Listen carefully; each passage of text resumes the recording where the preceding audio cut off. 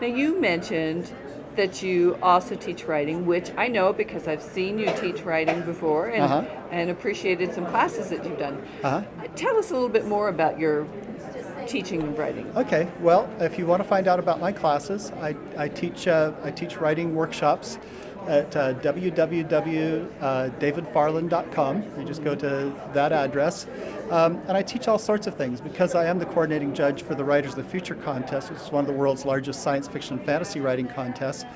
So I do a lot of different types of workshops. I do about half a dozen a year, but once I get done with those, I don't have time to do any more. But 6 a year or so is about right.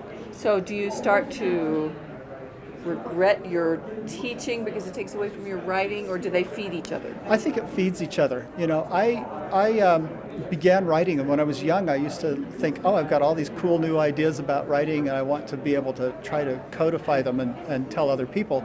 And so I began working on writing books on writing. And I have a couple of books right now that are on the Amazon.com bestseller list on writing textbooks. Yeah, and so I started doing that, and I just really found it was fun.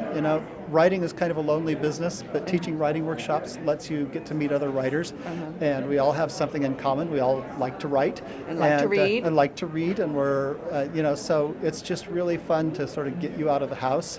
But at the same time, you can kind of control it. If I were to teach writing I used to teach writing at university level. If I teach it at university level, you've got to be there all the time, and it just takes over your life. But doing it the way that I do, it allows me to have kind of the best of both worlds. And you have taught more than Stephanie Meyer.